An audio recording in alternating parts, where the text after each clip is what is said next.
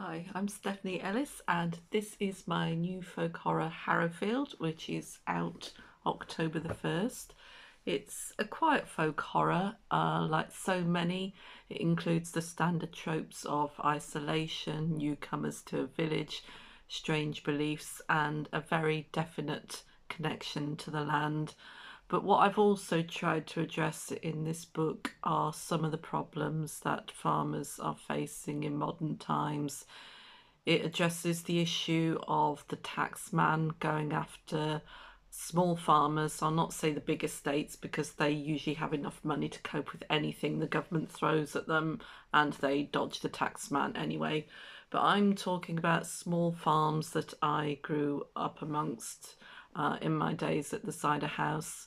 Uh, these days, the taxman will try and get a share of the land which has to be sold because farmers don't have the money that it's thought they have. All they have are their fields and generally rusting machinery and a lot of bills to pay.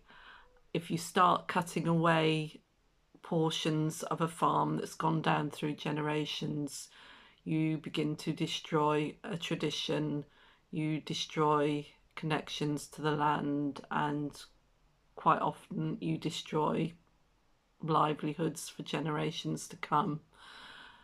Within this book, I do actually provide a solution, and my newcomers visit Harrowfield to help set up solar farms on some of the land that is less viable for food use or for grazing, that sort of thing.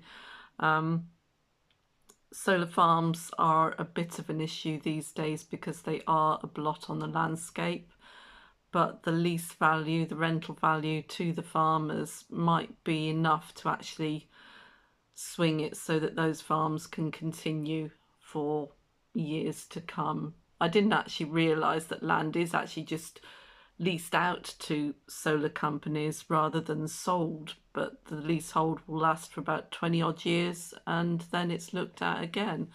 So I did all sorts of digging into this aspect of modern energy production, and it's quite interesting. But yeah, what do you want? Do you want land for food use, or do you want renewable energy? Both will impact the other, so it has to be thought about very carefully. But that is the sort of premise to this book: modern problems in the countryside, taken to a village which still has a link to an old pagan and occult past. So this is Harrowfield, and to read the blurb from the back: Harrowfield is a tiny village in the Marches, that wild strip of borderland between England and Wales. On the edge of this village lies another, the Harrowfield, the one from which the settlement takes its name. At its entrance stands the mother stone guarding her children, the two smaller monoliths at the top of the field.